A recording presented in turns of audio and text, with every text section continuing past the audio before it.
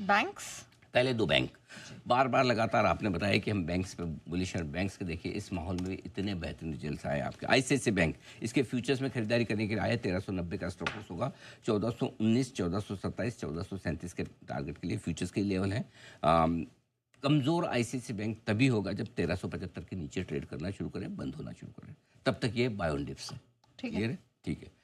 Strong results on all parameters. NIMs बढ़कर आए हैं, रिटर्न ऑन एसेट्स बढ़कर आया है। लास्ट 1-1.5 साल की अंडर परफॉर्मेंस रही है। ठीक है।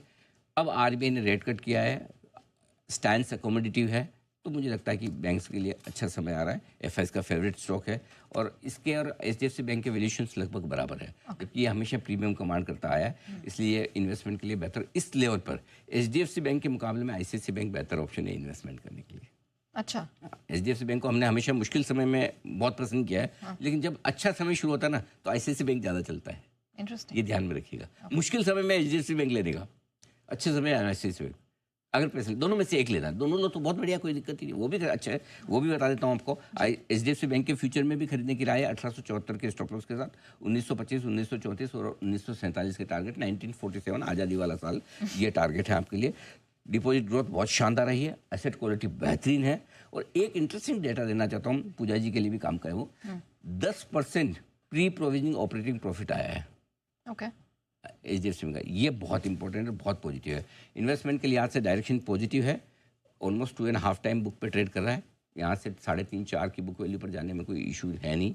तो 1300 रुपये, 1400 रुपये जब एचडीएफसी बैंक गिरा था, हम अकेले थे बोलने वाले कि ये गोल्डन चांस है, एफडी तोड़कर आपको एचडीएफसी बैंक का स्टॉक लेना चाहिए। आज देखिए, और हमारी साल की पिक रही है, दिवाली की पिक रही है। गुरुवार को ये दोनों बैंक्स के record highs, all time highs भी बन गए। अब आइए इन्फोसिस के फ्यूचर में बिकवाली करने की राय 1435 के स्टॉप लॉस के साथ, 1400, 1385 और 1370 के टारगेट के लिए। रिजल्ट कमजोर है लेकिन ध्यान रहे स्टॉक ओवरसोल्ड है। अगर गैप से 3-4% नीचे खुल जाए तो मत बेचिए। नहीं बेचिए। हाँ, गैप से बहुत नीचे हो जाए। क्यों?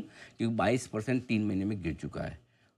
कंपनी ने गाइडेंस दिया है, वैसे नहीं गाइडेंस को बहुत अच्छा आपको ऐसा वाह क्या गाइडेंस, लेकिन गाइडेंस देने की ही उम्मीद नहीं थी मार्केट को। अच्छा। लोग सोच रहे थे गाइडेंस ही नहीं आएगा इस बार, टीसीएस की तरह ये देंगे ही नहीं, बल्कि क्या दूं गाइडेंस, मुझे पता ही नहीं। तो लेकिन गाइडेंस दिया वही लोग अच्छा मान रहे हैं कि चलो कम से कम क्लैरिटी तो है बिजनेस को लेकर। तो इसीलिए नीचे 3-4% अगर नीचे खुल गया तो लोअर लेवल से रिकवरी भी आ सकती है, तो नीचे शॉर्ट न करें, ये ध्यान रखें। ओवरसोल्ड है। एचडीएफसी लाइफ बहुत बढ़िया नंबर से, कोई दिक्कत वाली बात नहीं है। मिड टीन वीएनबी ग्रोथ बहुत बढ़िया इंप्रेसिव है, डायरेक्शन पॉजिटिव है। इन्वेस्टमेंट वाला स्टॉक है, ट्रेडिंग वाला है नहीं।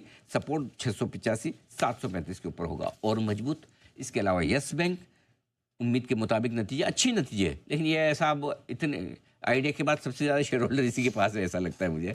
बेचारा हिल ही नहीं पाता, कोशिश भी करता है कितना भी, लेकिन 18 रुपये, वो 8 या 18 ठीक है। तो सपोर्ट 17.5 के आसपास है, 18.75 के ऊपर मजबूत होगा ये आपके लिए यस बैंक। बाकी कुछ एक दो रिजल्ट है और हाँ, और 9 बजे के लिए मेरे पास में कुछ बहुत ही बेहतरीन स्टॉक ऑफ द डे है, वो मैं वहाँ दूंगा, क्योंकि अब हम 9